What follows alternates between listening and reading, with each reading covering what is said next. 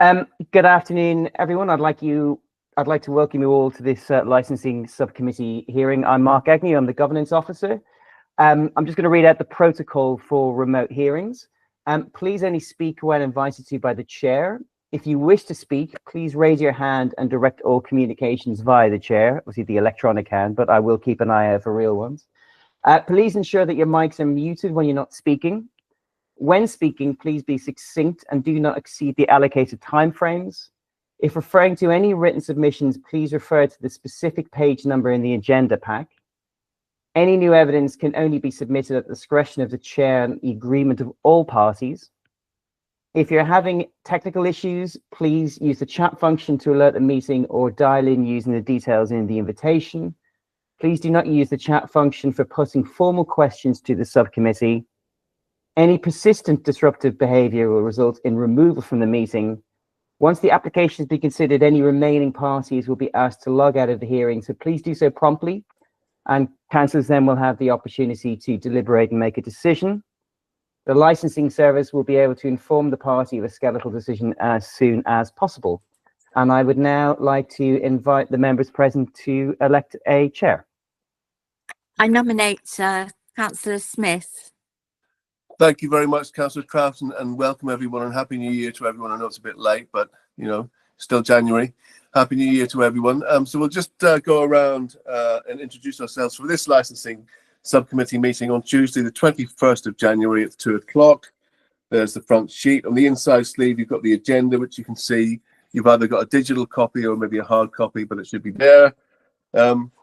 First of all, we'll start by going around and introducing ourselves. I'm Councillor Smith. I'm Chair of Licensing and also a councillor in Stoke Newington Ward.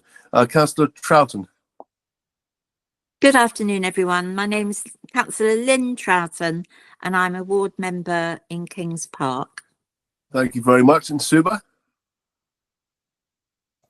Good afternoon, everybody. I'm Subha Sriramana, Principal Licensing Officer, and I will be presenting the reports this afternoon. Thank you. Thank you very much, Suba. And Channing? Good afternoon. I'm Channing Revere, Principal Licensing Officer, and I'll be representing the licensing operator this afternoon. Thank you. Thank you very much, Channing. Amanda? Good afternoon, everyone. My name is Amanda North from Legal Services, and I'm supporting members this afternoon. Thank you. Thank you very much. And PC Griggs?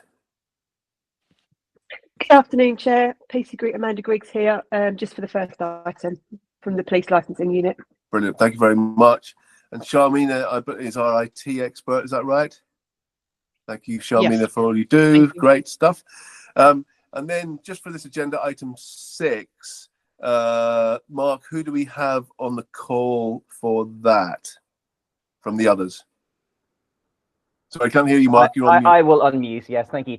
We have Gianni Perillo and Ilias Geratos, who are the applicants, and then we have C3 Anastasia, who's just joined us as well. Okay, so in terms of other persons, we've got C3. Yeah, and that's it at the moment. And that's it at the moment. Yep. Okay, brilliant. Excellent. Okay, so just I think we can move on. If everyone's happy, just indicate if you're not. Good. Okay, so let's go through the agenda then. So agenda item 1 is election of chair, which we've done. Agenda item 2, apologies for absence. Apologies have been received from Councillor Pallas today. Agenda item 3, declarations of interest. Do members have any interest to declare? I have none. No, Chair. Thank you very much. Agenda item 4, minutes of the previous meeting. There are no minutes for consideration today. Agenda item 5 is the hearing procedure, which I'll just run through very briefly, just so you know what's going on. It works in steps. So step 1 is the appointment of the chair, which we've done. Step 2, the principal licensing officer will outline the report. This is over 5 minutes. Step 3, the applicant will present their case in support of their application. And then you'll have step 4, responsible authorities will come in and say their little part. Again, that'll be 5 minutes each. And then there'll be other persons, again, 5 minutes each. On the other persons, just to say, should be in line with the 4 licensing objectives, and where possible, repetition should be avoided. That's a really important point. Points made that do not relate to the licensing objectives cannot be taken into consideration when making a decision. Just to remind you, the licensing objectives are the prevention of crime and disorder, public safety, prevention of public nuisance, and protection of children from harm. That repetition point is really key, because then we can, you might not necessarily have to take your full 5 minutes. Okay, everyone happy? Amanda.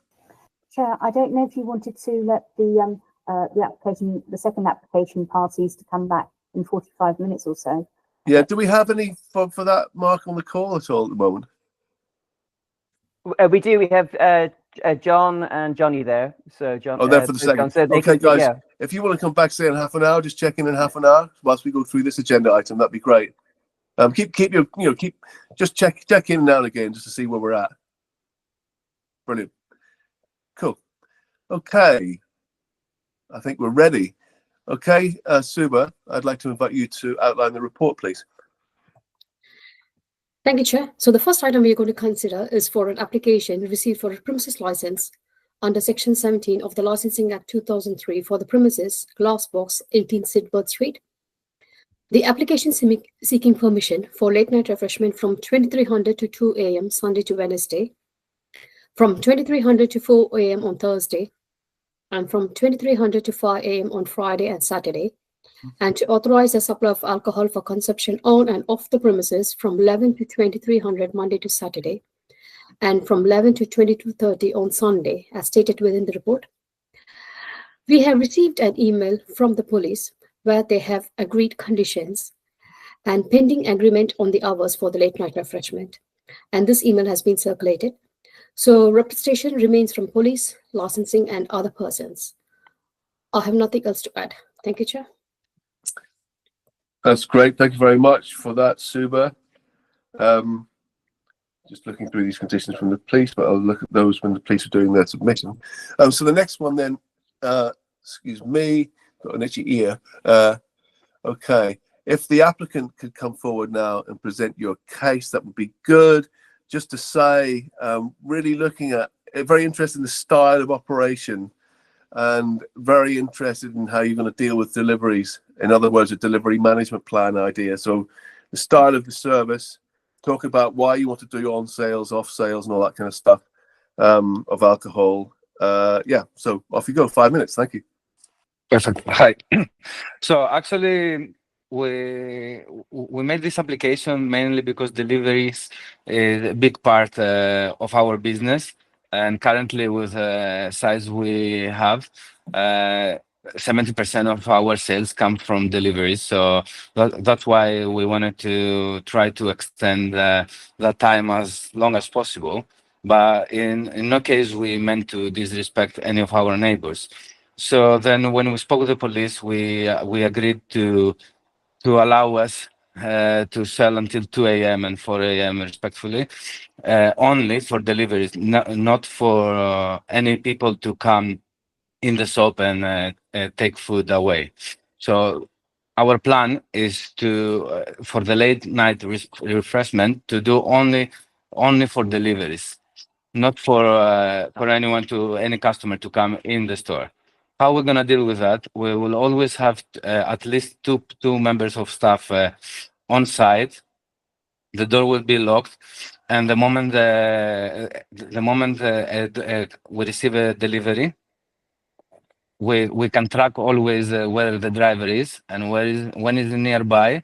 We will have a member of staff on site to see when the driver comes and tell them straight away to turn off the motorbike or the car, to be as quiet as possible. Always wait inside the store if the order is not ready, and then in the same way to leave the premises. And our plan is also we already spoke actually with delivery platforms, and they're gonna have a message to the drivers for this specific site on the Glassbox, and we'll have all the necessary information to be quiet, sorry, and to not make any noise. On top of that, we will create an online form where people that will be published will be on the window or on the till, where all the neighbors will be aware, and if any problem if any problem appears, they will be able to submit their complaint online, and this will be connected to all the managers. Plus, will be published, will be directed to our emails. So me, Gianni, and the manager will be able to see instantly that complaint and solve the problem straight away. So this is our plan so far. Okay, can you just talk a little bit about your on and off sales alcohol wish? How's that going to work? Because obviously you're going to stop at 11, which is within our kind of LP4, I think it is, off sales hours, which is good. But yeah, just need to understand a little bit about that, please. Alcohol is not is not a big part of our business. We actually want the license to deliver food. So on our menu we only have two.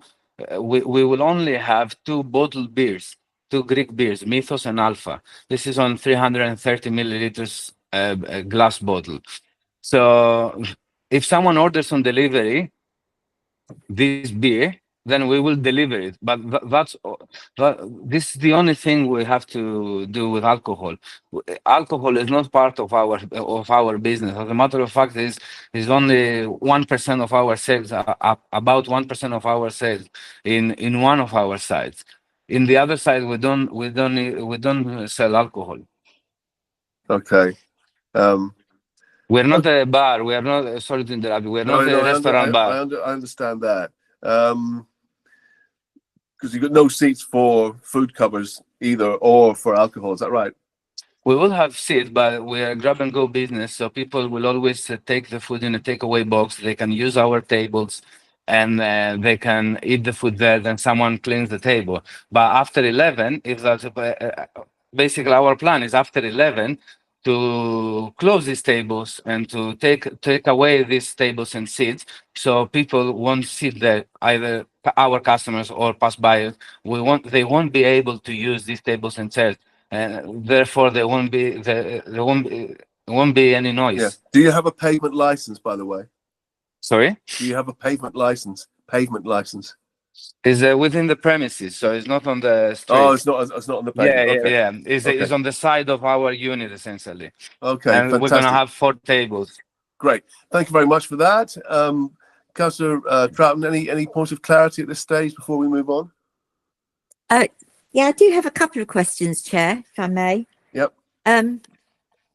So I just wondered, why do you think there is a demand for this sort of online? You know, you mentioned you've got 2 outlets. Why do you think there is a demand for this outlet? You know, for an online service throughout the night? Is the nature of our business. We do Greek street food. We essentially do gyros and souvlaki. It's kind of like a kebab, but in a modern way. And we know that we know that the sales on late night, evening time, and night time, they're better than in the morning. That's why.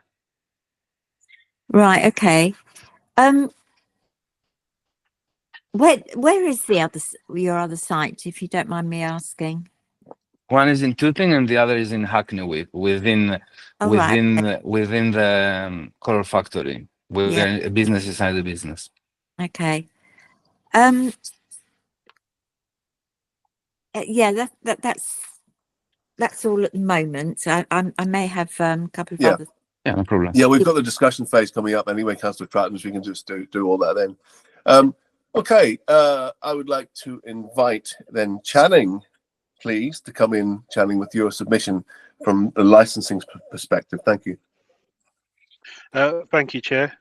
You can see the representation from the Licensing Authority, Appendix B2, and it relates mainly to the close proximity of the premises to residential addresses, and how that the late hours they're seeking may impact them, and also how, you know, the hours they're seeking again go beyond our policy hours of core hours.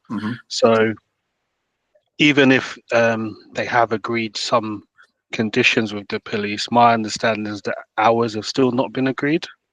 So this is something for members to decide. I mean, these late hours, 4 a.m. on Friday and Saturday, which I believe it is now, that's still very late for bikes deliveries to be taking place. So yeah, that's not something we're really too keen on in terms of how it may impact the license objectives, Chair. Yeah. Okay. Nothing further to add at this time. Okay, fantastic. Thank you, Channing. That's very clear. Thank you for that. And now PC Griggs.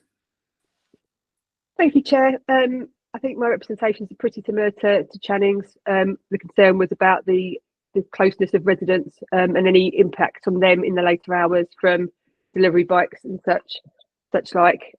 Just a quick point regarding the alcohol. If you only want to fill it with food, perhaps a condition that I've overlooked, that alcohol sales will only be with food, could be added if agreed. Just to cover that one. Say that again, PC Griggs. The alcohol sales only to be with food purchased there. Right. I overlooked putting that on the conditions that I discussed with them. So hopefully that might help a little bit with that one and negate any issues with that. That's a good idea. My concerns are the later hours, especially in the weekend, more than anything, because they are that little bit later and the closeness of the residents. So yeah, other than that, I mean, I've met with them. They're quite reasonable. Their business plan seems nice. They know what they're doing. They're quite well versed in what they're doing. It's just the hours and the closeness of the residents is our concern. And how do you find it just generally around that area in terms of late night sort of problems? It's quiet. When we drive around, I've drive around that bit a lot, a fair bit on nights. It is quite a quiet area in general. There's not a lot else because it's kind of off the main street and tucked away a bit. It's right underneath our residential block and tucked away a bit more. So it is quiet. You haven't got passing traffic and people, which is good. But then you've got obviously going to have the addition of the bikes and delivery vehicles, which could cause an issue. Yeah. And do you have a time in mind that you think's acceptable? I know you've discussed, you've reduced them a little bit in your submission, but obviously it seems to me that you'd like to reduce them further. It's very difficult. Certainly 4 is better than 5. I'm a little bit concerned during the week at 2 o'clock as well, to be honest with you. Quite late during the week. Perhaps an hour or so earlier would certainly be better for in our minds. Okay. So what you're saying then would be 1 Monday and Tuesday, Wednesday, and 3 on a Thursday. Is that right? Yeah, I just think the 3 on a Friday and Saturday as well. Possibly. I mean, you've got they can extend. They can apply for variation later down the line if there isn't any complaints, there isn't any issues, and asked to go that little bit later. But I think we need to be a bit careful, certainly in this first instance, of what is granted, just to see what the impact is on the residents there. Yeah, I mean, I know that license you'll still think 3's too much. Okay, great. Thank you very much for that. Now, Councillor Troughton, any points of clarity, quick ones at this stage? Okay. To be honest, no. Thank you very much. Okay, let's move on to, I think it is C3. Mark, would you like to call the others for this section, please? I would. Anastasia, if you'd like to join us. Thank you. Residents in the adjacent building, and obviously we're very concerned about the late hours. I also have a question about the planning for that unit. We'll discuss that in the discussion phase, but you can bring it up. It's okay. Originally, before anyone came into the unit was built on the condition that operating hours are limited to 10 p.m. to make sure that whatever happens there doesn't disturb the residents. So that's point 1. Point 2. Can you clarify in terms of the tables? I know you say you don't have or don't need a payment license, but how late are you planning to have the tables out? Because that really affects us. I think they're indoors. Is that right? No, it's outside on the side where is it's not on the pavement. It's on the inside area. It's like a terrazzo there. Yeah. Okay, so it's like a little sort of private extension of the property kind of thing. Yeah. Yeah. So that noise from that would affect us, and we're like, if what? Yeah, we've lost you there, Anastasia. Well, I have. I would like to know what time they are planning to put those tables away, because if you have people sitting there enjoying food or drink, doesn't matter, but that creates noise for us, and we will have to kind of. It's not a problem for us to agree on 11. If it's a concern to everyone to do it 10, it's not a problem for us. Okay. We're not seeking to disturb the neighbors or the peace of the area in general. Yeah. It's not a problem for us to take them away 10 p.m. if that's a major issue. Okay, thank you for that, Anastasia. Carry on. Yeah. So we have small kids that they'll go to sleep earlier than 10. So that is a concern for us. The outside, but generally the noise and what happens is a massive concern considering the hours. The block on the side everywhere is just, it's so.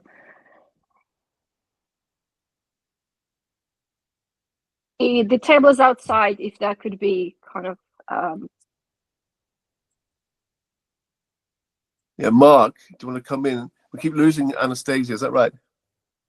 We do. It was more actually if Anastasia's finished. I just wanted to say somebody has just joined. I wanted to confirm the person on the phone whether they're for agenda item 6 or 7.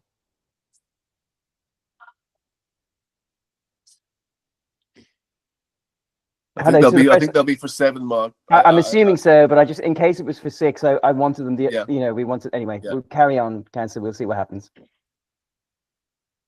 Okay, Anastasia, carry on, I'm please. finished. As I said, late hours, tables outside, and Yeah. just a general noise, because it's very echoey where we are. We didn't have any problems in the past with the unit that was occupied there before, but they finished at 10 o'clock and it was all. Okay, great. Thank you very much. Okay, so we'll just move into the discussion phase. I'll start off and just start to lead this. You are aware of your planning restrictions, aren't you? Your planning use goes till 10. And obviously, if you went beyond that, you would be in breach of your planning permission, essentially. So you would have to, if the licensing authority was to grant more hours, then you'd have to go back to planning to get extended hours on the planning in order to be able to do what you want to do. So you are aware of that, right? Just nod. You're aware of the planning situation. Planning and licensing are separate. So licensing will be looking at this in a separate capacity. But even as I say, if we were to grant extended hours, you would still have to get planning permission for those. So you're not out of the woods quite yet. Councillor Troughton. Sorry, Chair, is it okay for me to just ask Anastasia a question? Yeah. Anastasia, I just wondered, what was the noise level like, during the, during the sort of daytime or up until, 10 o'clock, the current hours, let's say? Does noise echo around there, or, what is the noise levels like currently? Currently, the street level, the street noise is it's a lively street. We have, have a gym, we have other cafes operating, but they all finish between 9 and 10 p.m. And after that, it does go quiet. Because I believe there is a license premise just across the road, and I think it's 9 or 10 they finish. There's restaurants in the bottom as well of one of the buildings, and I think they finish at 10:30. Thank you. Yeah, that is true. So other businesses around there are shutting around 10 or 10:30.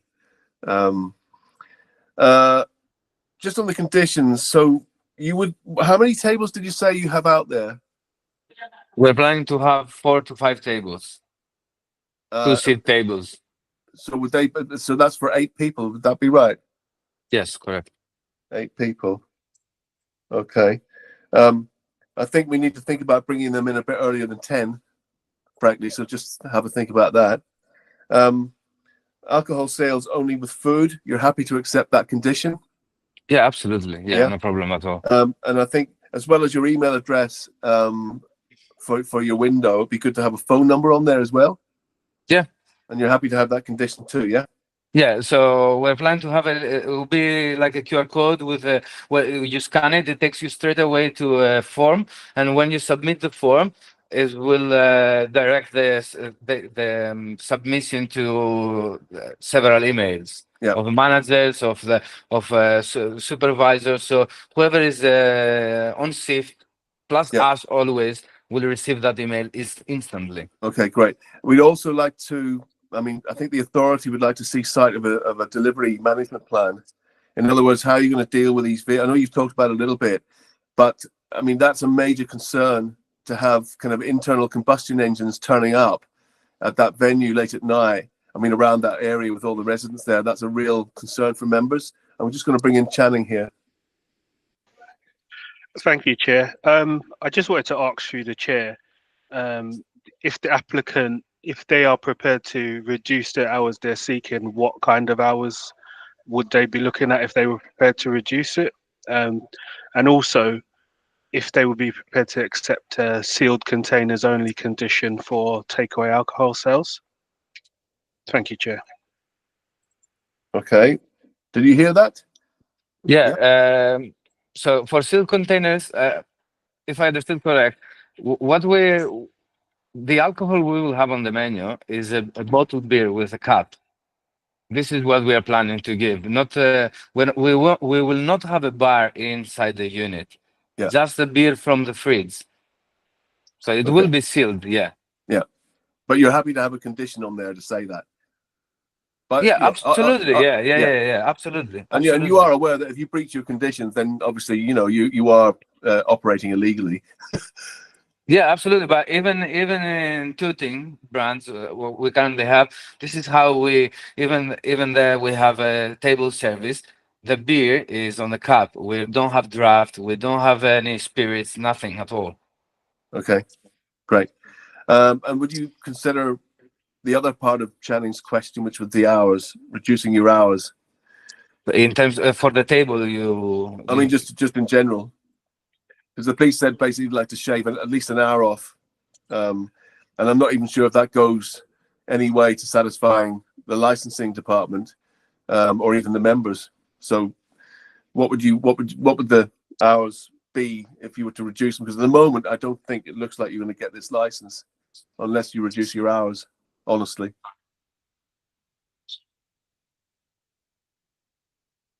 So you are asking instead of 4 to do 3 and instead of 2, 1. I think that's what you said, PC Griggs, wasn't it? Yes, yeah, that's what I said. But again, obviously, it's up to you. Certainly, it's a reduction for us would be good. I'd just like to hear from Channing as to Channing. I know what you're going to say pretty much, but I'll leave you to say it. Chair, I think given the residential nature of the locality, we would be leaning towards core hours. Especially during the days during the week where it's a reasonable expectation that the residents should have peaceful experience of their homes. I do think 2 o'clock, 1 o'clock on Monday to Wednesday and Sunday is definitely probably too late.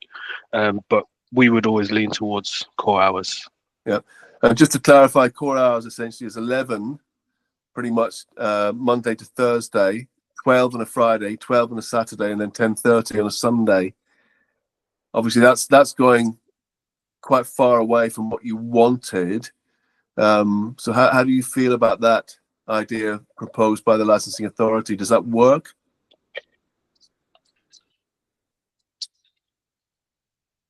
Yeah, you're breaking up a little bit. Found it hard to hear that bit.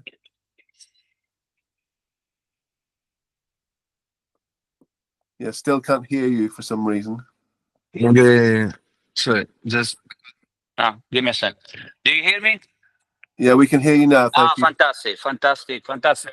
Ah, fantastic, Gilbert. So as we were explaining at the beginning, so we realized that the delivery is really an important part of our business for the nature of the product. Okay, so and we we already reduced our hours during the compared to the original application from 6 to 4, and we we really appreciate if you could accept these hours.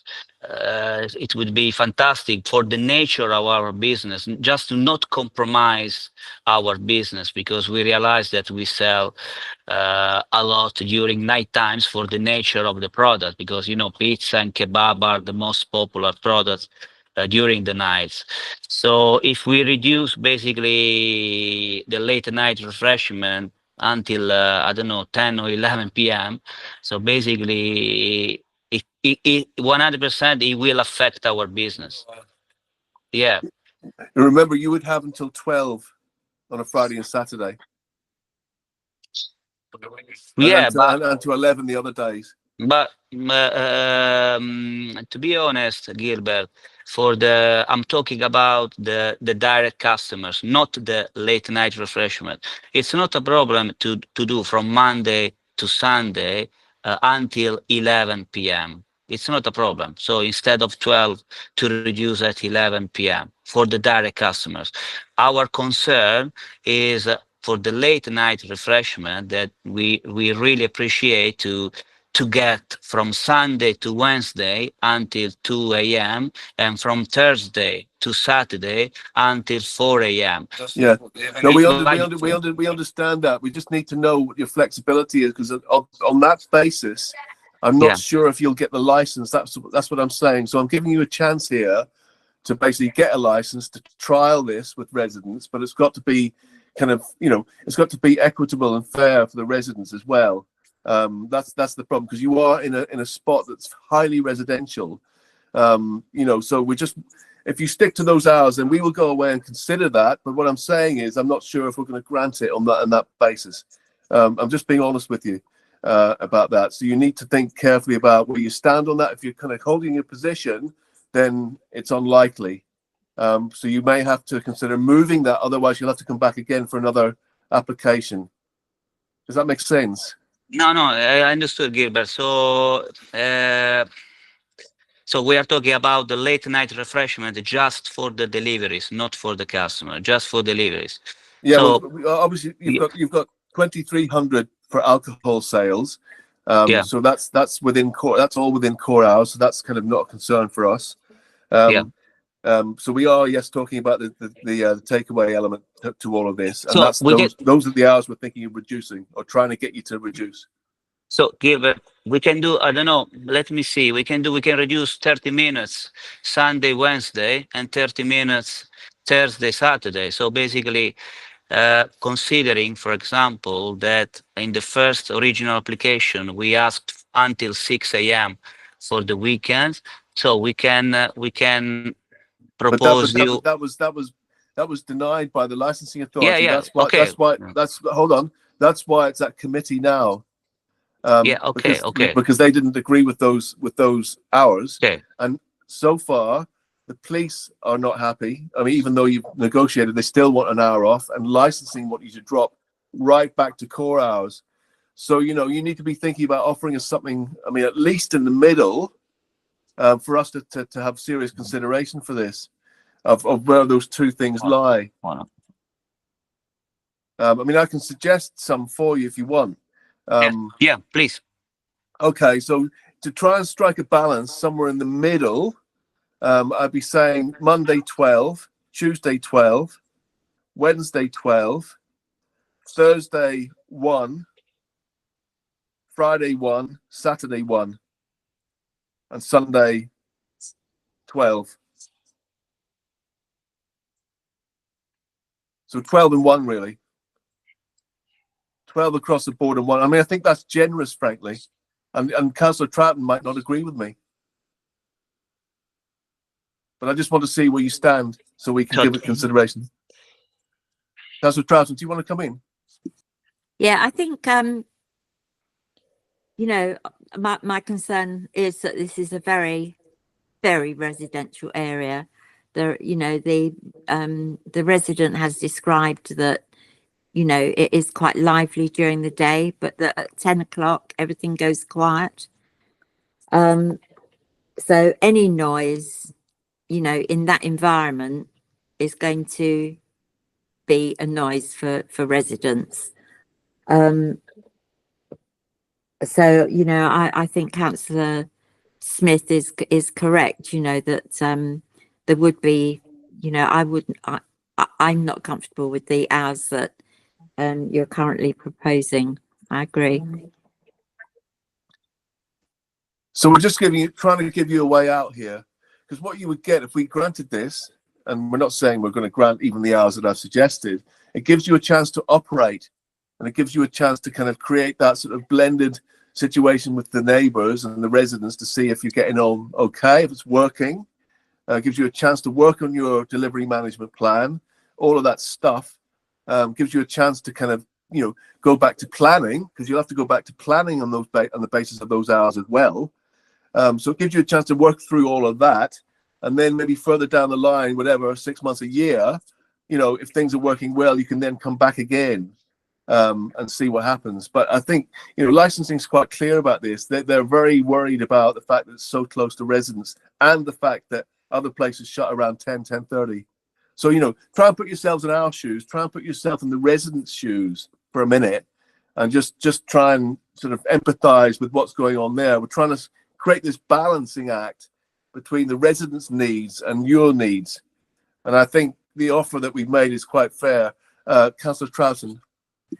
Yes, could I ask the applicants what the hours are, you know, for late night refreshments, what the hours are at their Hackney Wick branch? Did you hear that? Your Hackney Wick branch, how late do you work there? Yeah, until what we proposed originally, basically until 2 a.m. from Sunday to Wednesday, and Thursday to Saturday. Thursday 4 a.m., Saturday and Sunday 4 a.m. Okay, so they're quite extensive hours there, but it's a different location. PC Griggs, did you want to come in? All I was going to say is it's within Colour Factory, which is a club that's open to those hours, I believe. Yeah. Okay. So it's within another premises that's open until those hours. Yeah. So there's no residents that they're disturbing there or anything. It's already open as a club till 4 o'clock during the weekends. I mean, it's not quite relevant really, but anyway, it's good to know, I suppose. Okay, folks. Gianni, where are you on this offer? Are you gonna take it or leave it? Could you please, Gilbert? Could you please repeat, please again? So from Sunday, it's Monday 12, Tuesday 12, Wednesday 12, Thursday 12, Friday 1, Saturday 1, and Sunday 1. Sunday 12. So 12, 12, 12, apart from the weekends. Which is actually generous. It's pretty generous, I think. Councillor Troughton, what's your feeling about this? Just to be open. Initially, Chair, you did say Thursday 1, but I am inclined to Thursday 12, I'll be honest. Oh, sorry, maybe I missed that one. Okay, so 12 on Thursday as well. So Monday 12, Tuesday 12, Wednesday 12, Thursday 12, Friday 1, Saturday 1, and Sunday 12. And that's pretty generous. my question is, Gilbert, if we start with this and everything is going super great, can we, after, I don't know when, after, I don't know, 6 months, 4 months, whenever, can we try again to, of course, you can come back to licensing with a new application for extended hours. Again, you know, and you will have to basically make sure that you prove that everything's gone well, so you keep a record of everything. And obviously we would be keeping a record of residents' complaints and all of that kind of thing. The key thing with this one, because you're in that residential block, is your relationship with the residents has to be really good. And I really mean that. It has to be really good and really transparent and open and fair and honest and all the rest of it. I've got two hands up. I had Mark first. No, I was Thank you, Councillor Smith. Just a very quick observation. You asked about the delivery management plan, but I don't think we got an answer in that one. Okay, yeah. We would need to see that as well. If you could just draft something on that basis. Yeah, Councillor yeah, Troughton. Yeah, I mean, the applicants have referred to coming back to licensing in 4 or 6 months, but surely it's going to take at least that before planning, respond. And I wonder whether the applicants understand that they can't operate these hours until planning have changed their conditions. Yeah. Just to be clear about that. Yeah. Okay, great. Thank you very much, Councillor Troughton. I think we've pretty much gone over everything unless anybody else wants to chip in. Gianni, do you want to come in? Yeah, yes. For the delivery management, we can write down exactly what we explained with proof from the platforms as well, just to know that it's not us just saying that will happen from the platforms, and we can submit it, we can send it to you. Yeah, that's good. Yep. Okay, so all those conditions that you mentioned, you're happy for those to be put in. Tables go in. Oh yeah, the tables. I think the tables need to go in at 9. Okay. Okay, thank you very much for that. Okay, I think we can now move on to closing remarks. So I would like to bring in PC Griggs. First, on the basis, PC Griggs, that we've moved those hours now to 12, 12, 12, 12, 12, 1, 1, 12. How does that now feel to you? Yeah, we're much happier with that, and so with the conditions that we've discussed as well regarding the alcohol with food and the safe delivery only that's already on there and stuff. So yeah, we're much happier. Thank you. Fantastic. Thank you very much. And Channing, I know you're not going to be happy necessarily. You've got to hold the line on this, but yeah, just your closing remarks, please.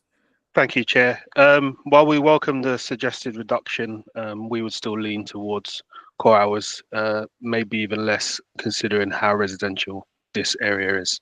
Nothing further to add, Chair. Thank you. Okay, thank you very much for that. And then finally, Anastasia, tables brought in now at 9, reduced hours. How do you feel? Yeah, that's much better. Much better. Thank you. Okay, great. Fantastic. Okay, Gianni, you've got your hand up. Do you want to come in? No, we already said. I don't know. Do I have to remove it? Sorry. Yeah, that's fine. You've got an opportunity now to come back with some closing remarks. Thank you for being for reducing those hours. I think it's good to have that trial period for everyone. And it's pretty good.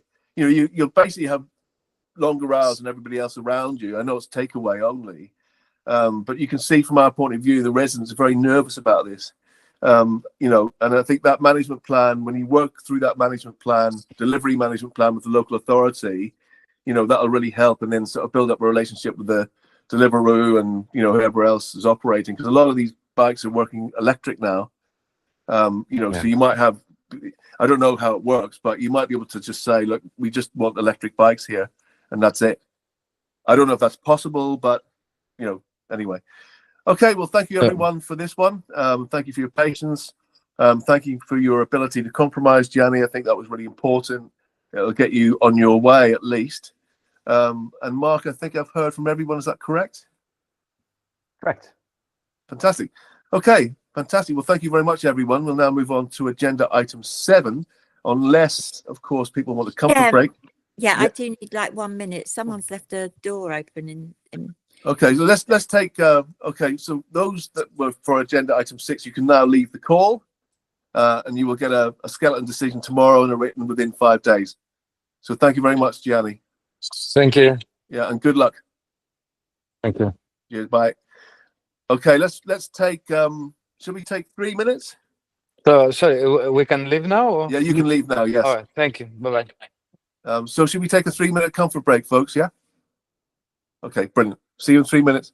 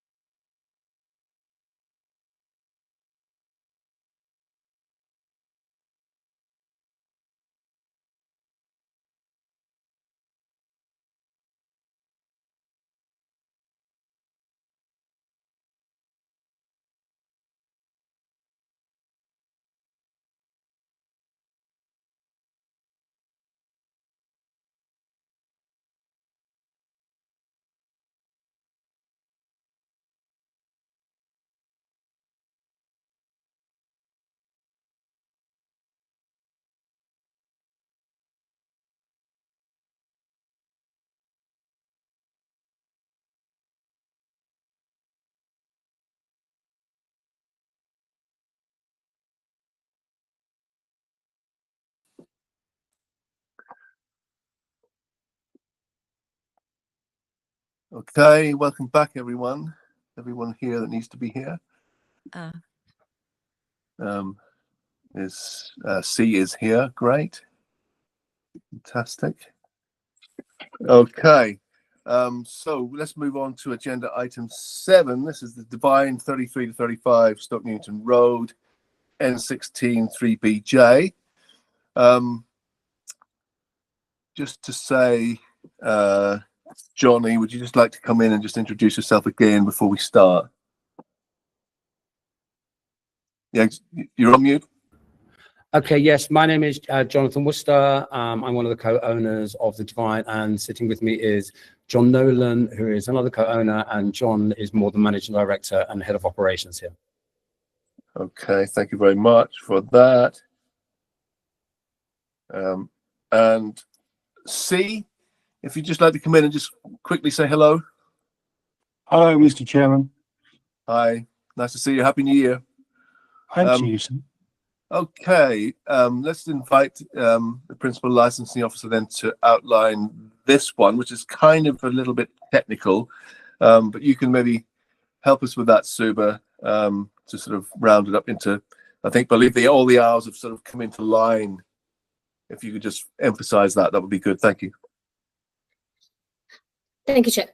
So the second item we're going to consider is the variation of the premises license received under Section 34 of the Licensing Act 2003 for the premises The Divine, 33 to 35 Stoke Newington Road.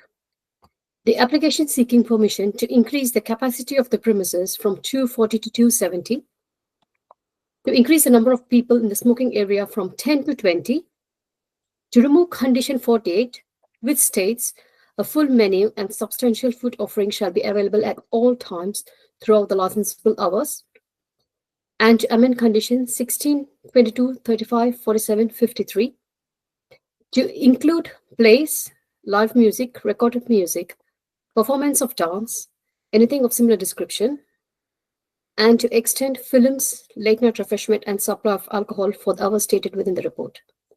The police have withdrawn their representation based on agreed amended hours for all licensable activities from 11 to midnight, Monday and Tuesday, from 11 to 1:30 a.m., Wednesday and Sunday, from 11 to 2 a.m. on a Thursday, and from 11 to 3:30 a.m. on Friday and Saturday. And all licensable activities shall take place from 11 to 3:30 a.m. on all bank holidays, Sundays, New Year's Eve and New Year's Day. Agreed to the increased capacity from 240 to 270.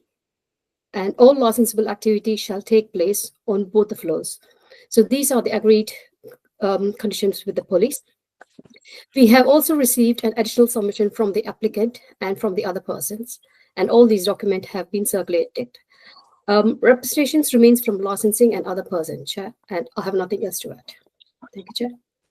Thank you very much for that. This is a relatively, well, initially when you look at it, it's relatively complicated, but I think we've sort of managed to make it less complicated with your negotiations so far with various local authorities. Okay, over to the applicant now to make your submission. You have 5 minutes to go through all of this. So off you go. Okay. Hello, so my name is Jonathan Worcester, as I said. I'm a local resident. I've been resident in the area for 30 years and very much part of the LGBTQ+ community. John Nolan also is a London resident, and we've been working together for 11 years previously with The Glory, which had an excellent operating history, and now we have The Divine. Our venue, to contextualize, is an LGBTQ+ venue, bar, cabaret, small club, theatre and performance space, and the community hub. And we have got a history of working on large-scale events with companies such as the National Theatre, Hackney Empire, Earth, Clapham Grand, and Hackney Council, notably Pride 365, saying that to just underline the cultural significance that we think we have at the venue. Our remit is to provide a social space for LGBTQ+ community and performance opportunities. Going back to the Glory, we had 10 years of excellent working. We always listen to neighbour kind of issues. We work with the police and we work with the council, and we continue to doing that at the Divine. We moved site because our previous site was up for development, and whilst there and since we've been here, we've gained Hackney Knights accreditation. The new venue has there's a very solid building with a 10-year lease, and we've got one nearly a year full operating here. And so have again been working with both the council and the police and listening to any feedback from neighbours to adapt our operating. We've already invested 25,000 on new double glazing. We've installed a lobby to limit sound leakage, and we're working on installing accessibility, toilets, and a lift further on. Further investment includes acoustic walls downstairs and a digital sound system that can regulate sound set on both levels. We will be investing more money on our sound system to comply with the recommendations from our sound consultant regarding the moving of activities on the ground floor. The reasons why we're asking for these changes: we need to continue to make the venue financially viable. We want to offer more work for our community and hours for our staff. We want to increase the opportunities for local performers. We're the only kind of venue of our kind, I think, in London, which offers entry-level kind of performance opportunities with no curation. We want to invest in the accessibility, to have a toilet on the ground floor and a lift to the basement. We want to utilise both floors because this was the model that we had at the Glory, as performance and music is integral to our business for the past 10 years. I'll hand over to John Nolan now, who is our Managing Director. Yeah, 2.5 minutes. Yeah. Hello, I've been managing directing the business for 10 years, and this application we have met with the police and agreed a new set of opening hours, which we can discuss later on. We also agreed serving alcohol 30 minutes prior to closing, essentially mirroring Dalston Superstore, which is a similar business model. We have already conducted a sound project in order to mitigate sound nuisance and know that we have to calibrate sound, mount speakers differently, and continue to liaise with our upstairs neighbours and set levels correctly. We've increased capacity in smoking area, and dispersal will be managed by security and deputy managers, with increased security when open extra late, using barriers directly outside the venue. No drinks will be allowed outside the venue. We have also asked for off-site alcohol sales to be removed from our licence. I am on site 5 days a week, several evenings, and for some club events every month. We have weekly meetings with management to ensure venue operates correctly, essentially ensuring all the 4 licensing objectives are met using our work practices and procedures. These are continually reviewed at our weekly meetings. Reviews are important as our business and offerings evolve. All procedures will be reviewed to accommodate the new license and conditions. We've been lucky to work with the same security team for 10 years, so there is continuity. We have a strong management team of 3, 2 of which have been with us for 2 years. We retain our staff for an average of 2 years, so they are clear on all operational procedures around Challenge 25, Ask Angela, and general public safety. Staff access WAV training through Hackney Knights, plus additional internal training. We've acquired Hackney Knights venue accreditation for both venues. We have Hackney CCTV radio, and staff have internal radios too. We have close links to neighbouring businesses, including Dalston Superstore. We communicate directly with 30 seconds above us and the landlord, and plan to engage further with our sound company, Sensory Sounds, to progress the sound project and equipment installation. We've invested heavily in venue improvements, and we already have additional sound desk, limiters on both floors already in operation, and no children on site after 7 p.m. Brilliant. And just a very quick one, no drum kits. Is that right? No drum kits, correct. Okay, excellent. That's good for clarification. Thanks very much. We can talk about a lot of this stuff in the discussion phase. Just like to bring in responsible authorities. The police obviously have withdrawn based on those amended hours. And we still have licensing, and we still have Mr. C.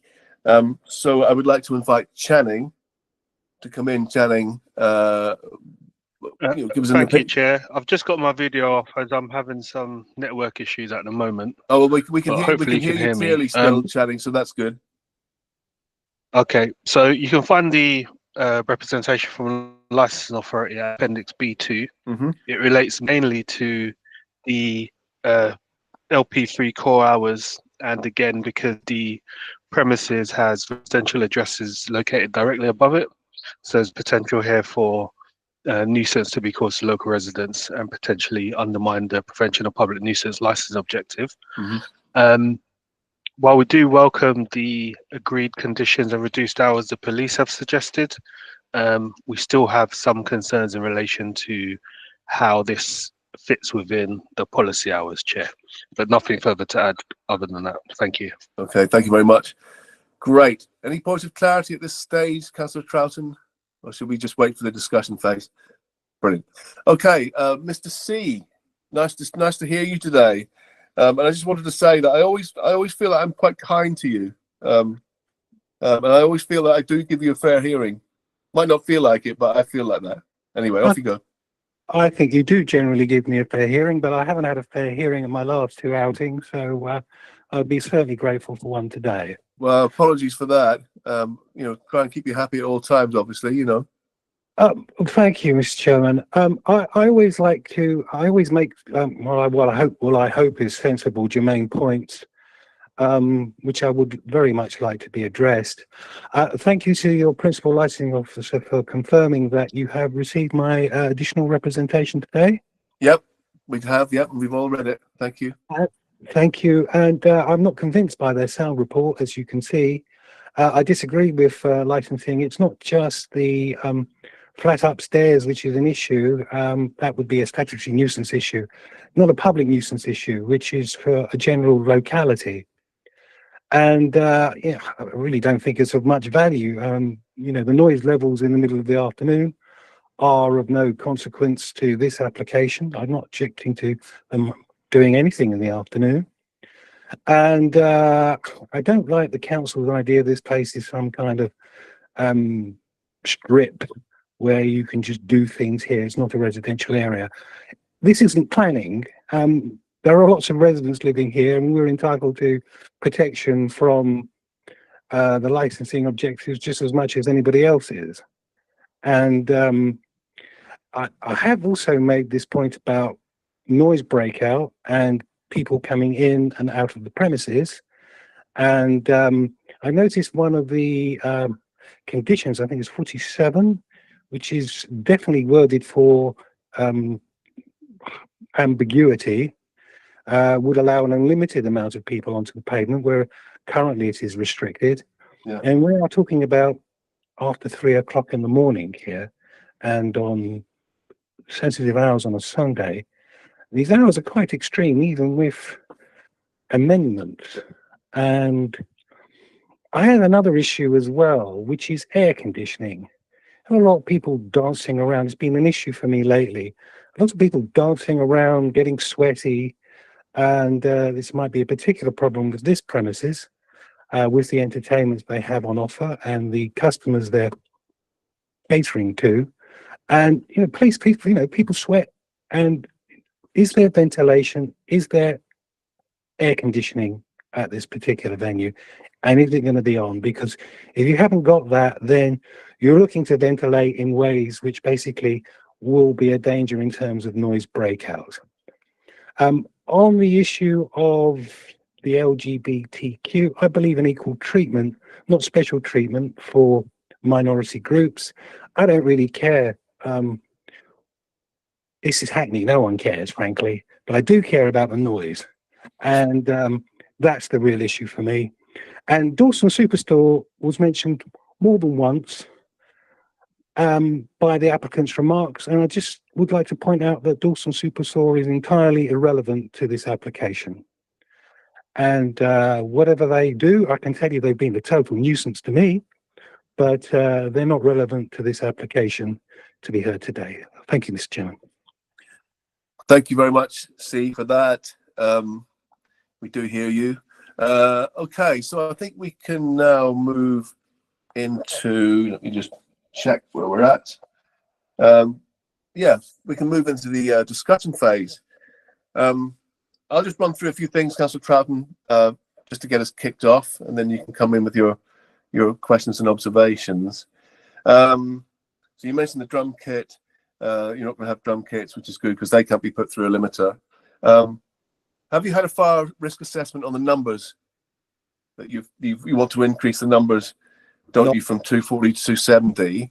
Have you had a fire risk assessment done? We've not had that done yet, no. Because that would be kind of useful, just so we know what the fire authority think about that. Because obviously we want to keep everybody safe. You're in the Hackney Nights program. That's good. You're doing all the training stuff. That's also really good.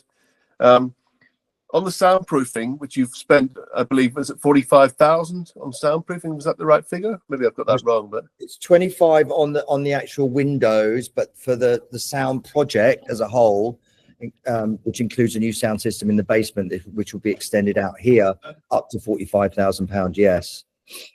And you said you've got a lobby now as well. Yeah, it's all double glazed. We've changed the frontage of the building basically. And just on the air conditioning that Mr. C mentioned, how does that work? The air conditioning goes out into an alleyway that is a windowless alleyway, so that it doesn't affect any of the neighbours going either side of the building. Okay, is that a box? Is that a traditional kind of box on the outside of the? Yeah, that's right. It's on both floors, so that the venue can remain cool. And I just see Mark's got his hand up. Mark. Apologies, Councillor Smith. We've just had a second phone enter the meeting about 2-3 minutes ago, but we're not expecting anyone. Right. So could they confirm who they are, or we'll have to require sorry, them to- Mark, that's myself. Was it you, Channing? Fine. I Sorry. lost connection for a little while, so Okay, thank you, called Channing. in Apologies, just as a Councillor. backup. Sorry, Okay. John. Carry on.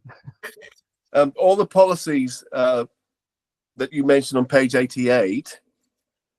I mean, it's very thorough what you put in your application, by the way. It's an extremely thorough, so we appreciate that. But if you can look at page 88, you've got all these different procedures and protocols that have been developed, namely capacity management, customer dispersal, age verification. It goes on. There's a whole list of policies there. Do you have those policies written down, and could the authority have sight of them? They are written down. Yes, they are. They're in the office in a ring binder. Okay, so that would be good to see some of those. The local authority would like to see them, because I mean they're a pretty comprehensive list of policies there. But That's obviously part they're of our written- sorry, that's part of our Hackney accreditation. So that part of that project was to actually put that all in writing. Yeah, for them brilliant. to access. That's good. On the SIAs, it would be good to put the word risk assessed into the condition. So you risk assess your number of SIAs. I believe it's between 1 and 2, depending on what you're doing. But I think there should be a risk assessment element to that. Is that okay? Yep, sure. Okay. What else? The soft closure idea. I think you mentioned 5 minutes before closing. Was that right? Or 5 minutes before drinks end or something? Something like that. Well, I don't think that's long enough. I think you need longer than that. Yeah, okay. What I was thinking of doing is the club, to stop everyone spilling out into the street is what you're saying, right? Yeah. That we can deal with people taking their coats out as well. So it'd probably be 15 to 20 minutes having the club space close. Yeah, I think that's better. I think, or what we do, we work it out. I think we have to mitigate this. It might work better with upstairs sound closing earlier, so that upstairs can clear out, and then downstairs a bit later, so then downstairs can come up to an empty space. Yeah, I think, Amanda, can we just bear this in mind if we come to grant this, just that condition about the sort of variation between the two spaces in terms of soft closure? We're saying 20 minutes before alcohol stops. And then what else? You've got limiters on both floors. Because Mr. C is rightly concerned about noise and noise outbreak. We have to strike that balance between residents and venues. You mentioned a noise management procedure, or your noise management procedures. Can you just tell us a little bit about them? Well, essentially, we have a digital sound system here, so we don't have a traditional soundboard where you can move levers around. So no one has access to volume levels apart from the equipment they're using that runs through our limiters. So everything is already set. So that's number one. And then that's already been set by our sound services company called Sensory Sounds, who we've been working on with these additional projects. So that's something that will have to be looked at again if and when we get a license to allow us to do work on this, to do performance and music on this floor, which is the ground floor. So that's number one. So it's already limited. So, so no one accesses that. That's all kept under lock and key via a password controlled iPad. So we have control already. Well, I have control and my managers or whoever I give the password to, but it's not given to promoters. So that can't be overridden. We don't have people adding additional amplification. So for instance, big guitar amps. So so there's no real issues. It's as simple as that. Yeah. Okay. And so I've got a desk to my side. That's why I keep leaning over. So my desk's to this right, and that's why I keep disappearing. Sorry about that. No worries.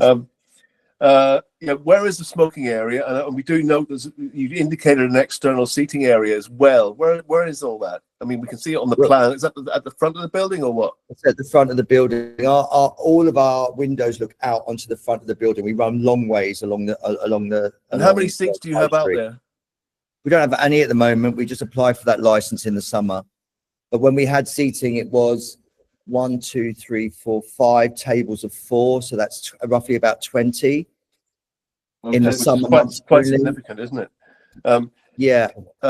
Only until 10 p.m. Only until 10. Okay. Yeah. Is that conditioned? Well, we have to apply for that. Yeah, we have to apply for that every season. So the pavement license people say 10. That's it. Yeah. That's okay. It. Perfect. Yeah. So they pre-approved that last year. So in terms of the smoking, how that operates, it's a crowd controlled barriered area directly outside of our venue. And it's only like 3 people deep. Yeah. And we're on a deep stretch of the high street. So I think that the pavement is 3 meters in depth. So using the plan for seating where you're only allowed a certain amount of the pavement without obstructing the public, we operate within that. Okay.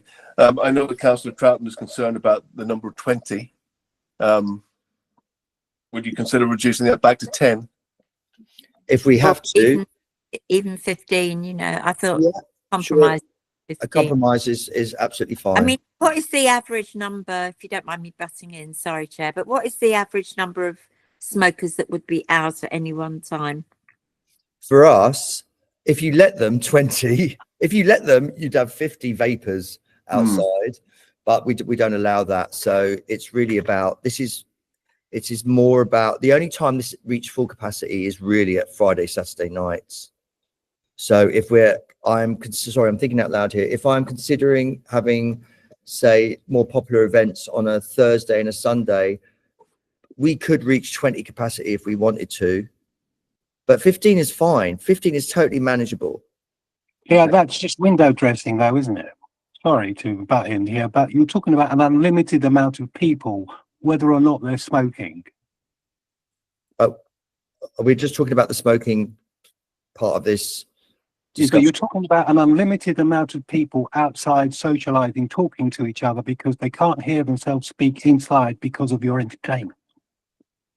That's a point, actually. I mean, is it only smokers outside or is it? Yeah, only smokers or people queuing to come into the venue. That's not what the condition says. That's not what your variation condition has suggested. Our customers are not allowed to socialize outside the venue. You're not allowed to take drinks outside the venue apart from the daytime when we've got our outside seating. So at night, you're either outside smoking in the restricted area, or you're queuing to come in, or you're leaving, and our security makes sure we disperse as quickly as possible. So we don't. That's not what amended condition 47 says. Which means amended condition 47. It says no more than 10 patrons will be permitted in the designated smoking area after 2200 hours, and you've amended it to no more than 20 patrons will be permitted in the designated smoking area 45 minutes before closing. So that's what he's saying there. Yeah, so we're talking about a reduced amount of people, 5 extra people in the smoking area. That's what we're talking about here. We're not talking about congregating any more people than that outside the venue. No, you're talking about an unlimited amount of people in the smoking area. No, I'm not. We're talking about, we requested 20 people. It says no more than 20 patrons will be permitted in the designated smoking area 45 minutes before closing time. Now, I think it's supposed to read no more than 20 patrons will be permitted in the smoking area at any one time. At any one time, up until 45 minutes before, and after 45 minutes before, then no one's allowed outside at all. Well, it doesn't say that. If that's what your variation is, that's our error. If it could be corrected to kind of like outline what I've just said, then that's acceptable. Yeah, Amanda, do you want to note that condition 47 at any one time needs to be inserted in there? Yeah, that's an error on our part on just a detail, but yeah, we don't want unlimited people. The smoking area opens until 45 minutes before closing, and it is limited to 20 people. But we're happy to go down to 15, as suggested by Councillor Troughton. Okay, great. Councillor Troughton, do you want to come in again, or Mr. C, with any questions or queries or observations? What happens in those 45 minutes? Where are your people going to smoke? There's no smoking allowed outside. So what are they going to do for smoking or socialising? If you want to smoke outside, and you're choosing to leave, the building. What's that? What happens is we don't want people smoking outside the venue. We don't want people congregating outside the venue. We have dispersal policies in place. When it comes to smoking specifically, the moment 45 minutes before the venue's due to shut, you have to come inside. You can no longer go outside to smoke. You can continue your evening out inside. Then when the venue's closed, you have to leave peacefully, and you're dispersed by security on those bigger nights. That's essentially it. You're not allowed to go back outside to smoke. Okay. Sounds good. I would like to see it happen. I mean, peacefully, guys. It does happen. That people are brought back in by our security staff. Okay, Councillor Troughton.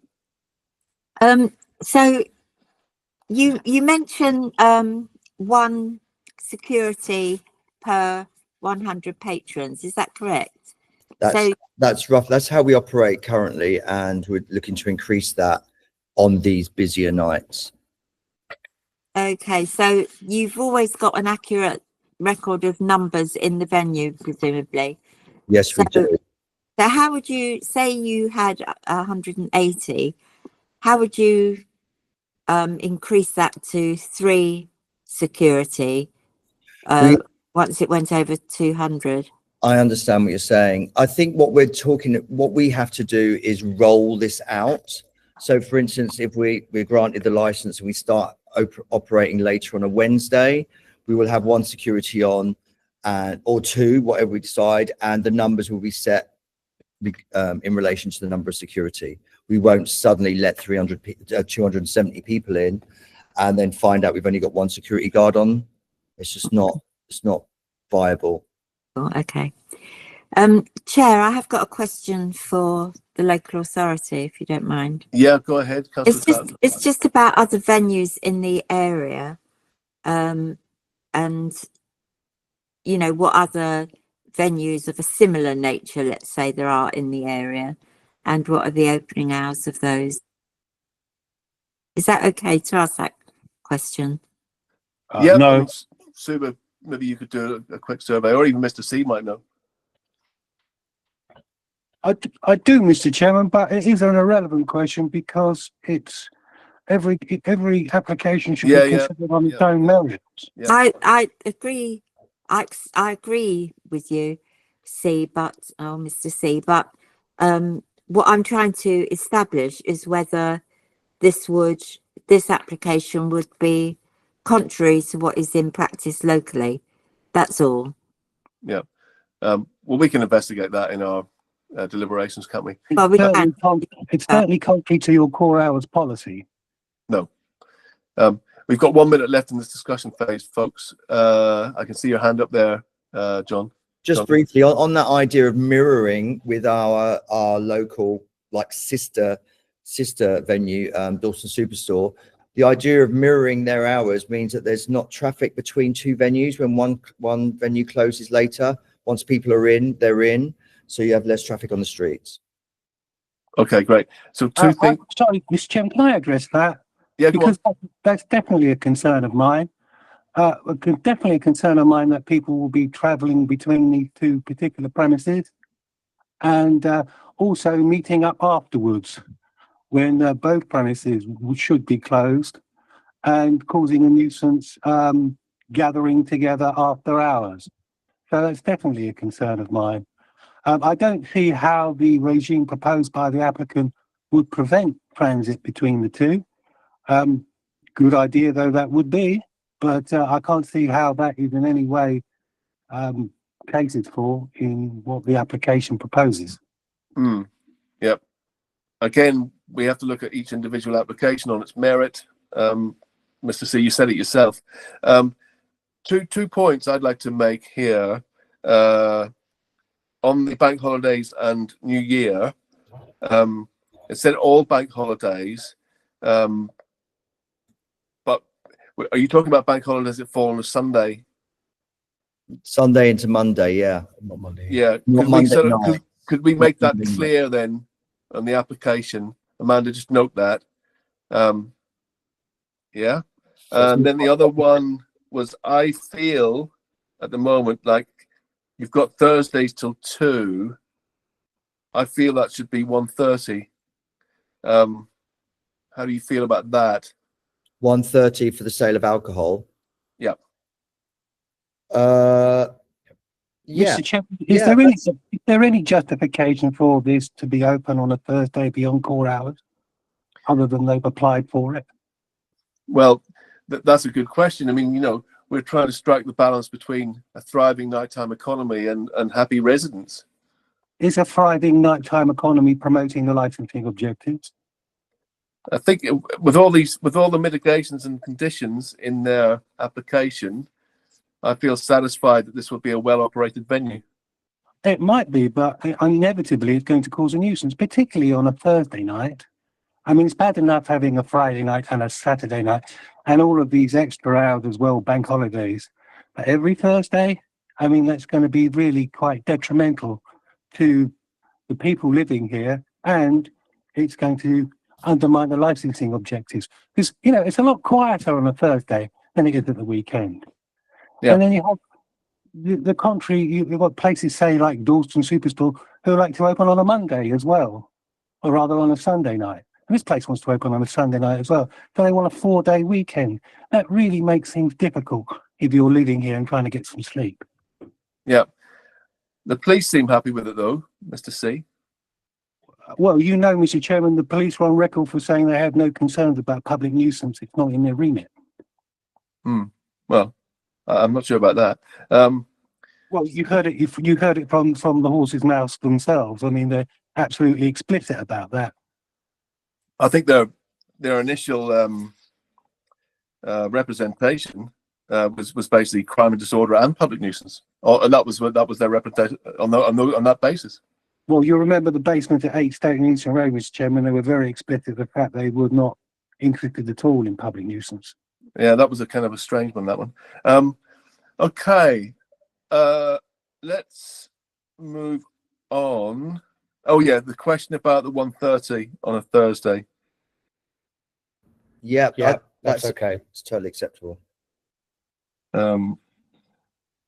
Okay, I think we can go to closing remarks now, folks, unless Councillor Troughton, you've got any more questions. We've heard you clearly, Mr. C. We always do, actually. Closing remarks. Let's move on to Channing, please. Yeah, can you hear me? Yeah, we can. Yeah, so there's nothing really further to add other than what we've said in our initial representation in relation to core hours and the close proximity to the residential addresses, Chair. Nothing further to add, Chair. Okay, thank you very much. And Mr. C. Sorry, Chair, looks like Mr. C has left the call. Just left him. Sometimes that happens and he drops back in again. Let's just give it a couple of minutes to see if he'll come back in.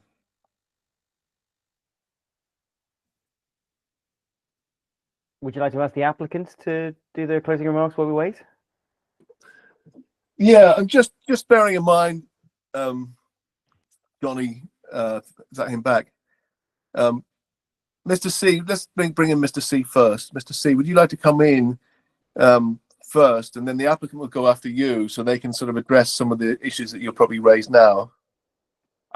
Yes, Mr. Chair, I'm very happy to do that. Apologies, I've had some technical issues. Oh, that's all right. That's happened before, and you always come back again. Thank you.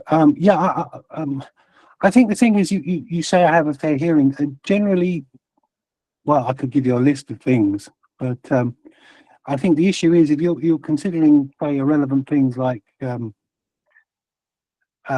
Superstore, for instance, then you know that's probably another issue. But I think my main problem really is the hours, obviously, and my concern is the nuisance associated with those hours. And nobody has addressed the issue of breakout of noise from the premises from people coming in and out. No, look, I've noticed that there are a lot of mitigating measures for that, and I welcome those. Whether they'll be effective or not, well, my experience is they never are. Yeah, people are always constantly coming in and out, in and out, in and out, and it takes dedicated vigilance really to manage that, even to any extent. The main issue is that they might be being very helpful now, but how long will it take for them to take things for granted with this variation? They'll deny that, obviously. They'll say that they'll be extra vigilant all the time right now, but never tends to be the case. The sound report, 3 o'clock in the afternoon, it's not the same at 3 o'clock in the morning. It's a very, very, very different place. You probably think of this place as noisy, buses, and that's how it's described. But no, not at 3 in the morning, especially not in the early hours on quieter nights. No. And my concern is that whatever you do at these hours, inevitably you're going to cause a nuisance. They talk about quiet dispersal, and it all sounds, these things never happen. There'll be taxis, there'll be doors slamming, there'll be drunks, there'll be what you would expect from a premises that serves alcohol and has loud music. People are desensitized with noise, and people are disinhibited with alcohol. And it sounds as if this particular venue, disinhibition is quite encouraged. Now, look, I'm all for people expressing themselves, but I don't need them to be quiet. And I certainly don't think in any way that can be guaranteed at these hours. These hours, it just can't be done. Even with the best of management, I've seen other premises owners who've been touted as the best thing since sliced bread, and they've always caused a nuisance. That's just how it is. If you operate at these hours, you are going to cause a nuisance. And when you say things like largely unaffected, that means there will be some effect. It's all really I have to say, Mr. Chairman. I'm not convinced that a variation to this great extent can ever be really properly promoting the licensing objectives. And thank you. Thank you very much, Mr. C. Very comprehensive as usual. Okay, Johnny and Co, you have an opportunity now to come back on some of the points Mr. C raised. And also maybe just considering, we haven't really heard from Councillor Troughton as to what you think of these hours, Councillor Troughton. Would you like to make a comment? Sorry to put you on the spot, but it might just give them, Johnny and Co, a reference as to where you're at with this.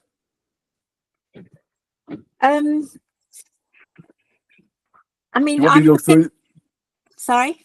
You want me to go through them with you? No, I'm clear as to what is being proposed, the current hours of operation, the core hours, that the authority has you know, documented and what the applicant wants are far in excess of the you know, the core hours. I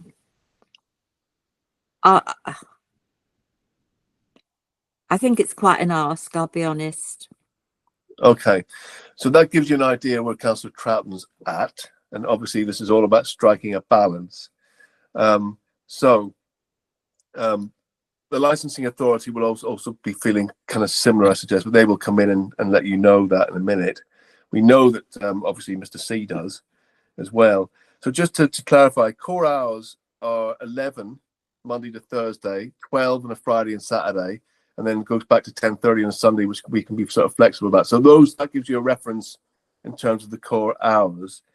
What you agreed to with the police so far is 12, 12, 1:30 on a Wednesday, 1:30 on a Thursday, 3:30 on a Friday, 3:30 on a Saturday, and 1:30 on a Sunday.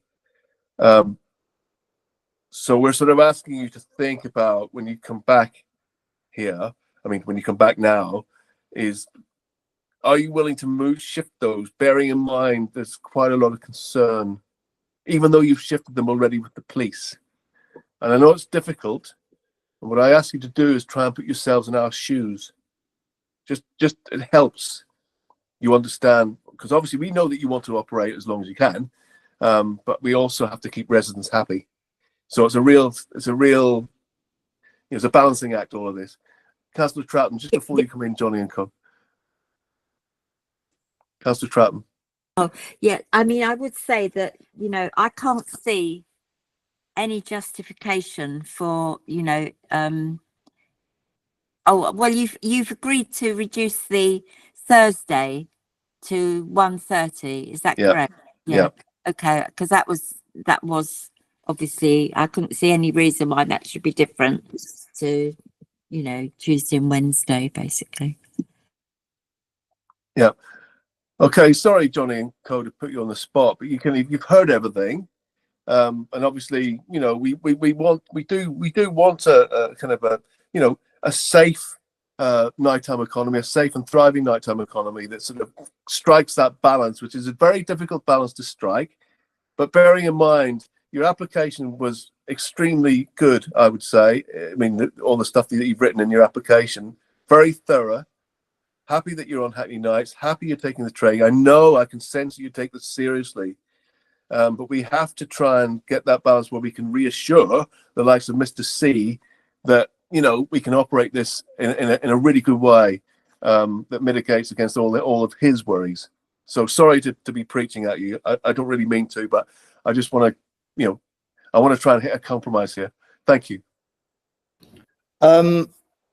Great. I'm glad you hear that we are serious about this. We have committed to a very expensive 10-year lease in this new venue, and all of our experience, and mine especially dealing with the financial side of things, show me that we do need extended operating hours. Hospitality is suffering so much that we're even considering closing on a Monday and a Tuesday, which has effects to people that we work with. We have compromised twice so far on opening hours. We don't intend to be like a crazy club venue from Wednesday to Sunday. Our club offerings are Friday and Saturday night. We're just looking to have some kind of a later bar experience, mainly on a Wednesday, Thursday, and a Sunday, with the option to have a club experience in the basement for some nights when it can get busier. We will not be operating with a capacity of 270 people 4 nights or 5 nights a week. That just will not happen. I've been going out long enough to know myself how people digest entertainment on this strip. So I think we need to sort of like assume that this isn't going to be as chaotic as it sounds. But it's not what you're applying for, is it? What you've applied for is what you're applying for. We have to apply for. Can I just finish? Can I just have the floor for a few minutes, please? Yeah, through the chair, please, Mr. C. You know how it works. Just to finish this off.